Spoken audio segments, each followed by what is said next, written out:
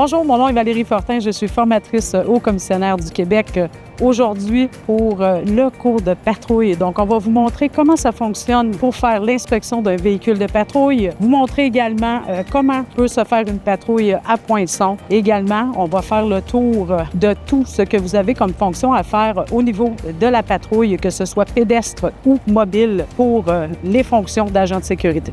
En premier lieu, qu'est-ce qu'on doit vérifier à l'intérieur du véhicule? Simplement vérifier l'odomètre pour voir si le véhicule va être conforme pour le nombre de kilomètres qu'on va faire aujourd'hui, ainsi que vérifier le taux d'essence, très important. Donc, si on veut avoir assez d'essence pour la journée ou notre quart de travail. Autre vérification également qu'on doit faire à l'intérieur du véhicule, vérifier si nous avons bien les papiers d'enregistrement et les assurances du véhicule. Donc, souvent, dans la console du centre, on peut trouver les 10 papiers. Donc, on a ici papier d'immatriculation ainsi que les papiers d'assurance. On va venir vérifier à l'intérieur si nos clignotants fonctionnent bien. Donc, on vérifie les clignotants de chaque côté, gauche et droite. Ensuite, on va faire le tour du véhicule pour vérifier clignotants, lumière et matériel aussi qu'on doit avoir à l'intérieur du véhicule. Donc, à l'extérieur du véhicule, on doit vérifier d'abord est-ce que nos clignotants fonctionnent bien. Donc, pour une meilleure sécurité sur la route, c'est parfait du côté gauche, c'est parfait du côté droit également. Donc, on va aller vérifier l'arrière du véhicule également pour les clignotants. Le clignotant de droite, c'est bon là aussi. Et ensuite, on va vérifier le clignotant de gauche. C'est bon aussi pour ça.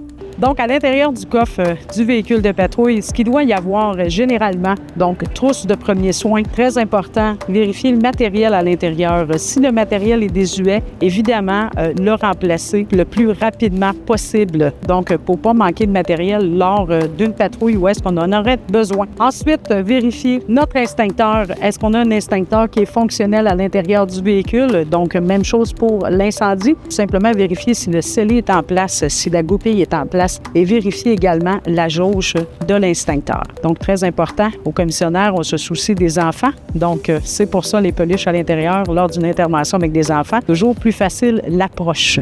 À l'intérieur du véhicule de patrouille, évidemment, on a le matériel d'urgence requis pour le patrouilleur. Donc, on parle évidemment de l'imperméable ou d'un dossard pour être visible en tout temps. Ensuite, on a notre fameux banderole danger qui est juste ici. Donc, banderole danger pour ériger les périmètres de sécurité. Ensuite, si on a besoin de nous pour couper un cadenas, donc évidemment, on a les pinces pour ça, les lunettes de sécurité également. Ensuite, on a à l'intérieur du véhicule notre triangle de circulation, si jamais nous arrivons sur une situation où est-ce qu'on aurait besoin de cet outil.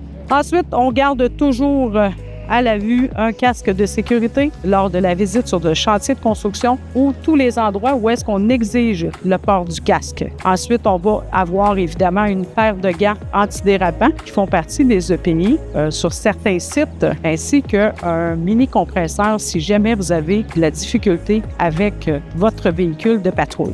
Par la suite, vous êtes prêt pour débuter votre patrouille. Faites bien soin d'attacher votre ceinture correctement, de vérifier l'intérieur que vous êtes bien ajusté au volant. Et lorsque vous prenez la route, très important de respecter la sécurité routière parce que n'oubliez pas que vous n'êtes pas un véhicule d'urgence, vous êtes seulement qu'un véhicule de service. Donc, bonne route. Centrale à la patrouille. Oui, on aurait une alarme en progression présentement au bâtiment principal Le Bourgneuf. Oui, parfait. Donc, on se rend faire la patrouille immédiatement. Excellent, j'attends votre retour. Merci. Souvent, quand on part en patrouille, c'est qu'on doit aller vérifier quelque chose de distinct.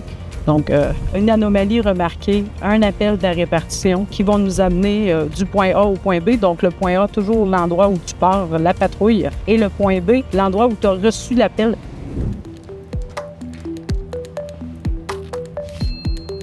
Donc, un patrouilleur à répartition. Êtes-vous à l'écoute? Oui, centrale à l'écoute. Donc, pour l'alarme au bâtiment principal, c'est négatif, donc aucune alarme en cours. Excellent. Donc, on close le dossier. Merci. Bonne journée. Merci. À cette séquence, on vous a montré qu'est-ce que c'est qu'une patrouille à poinçons. Donc, les poinçons, c'est les petits points que vous voyez souvent à l'entrée des portes.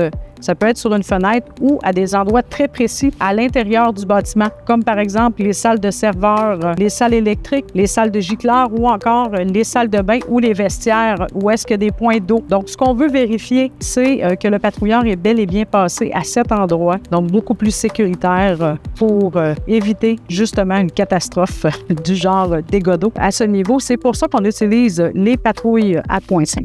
Donc, lors de votre patrouille, lorsque vous recevez un appel pour une alarme ou que vous faites une patrouille intérieure chez votre client, n'oubliez jamais, important d'avoir les puces, les cartes d'accès, ainsi que les clés, tout simplement pour ne pas être obligé de retourner au véhicule. Bonne chance pour votre patrouille!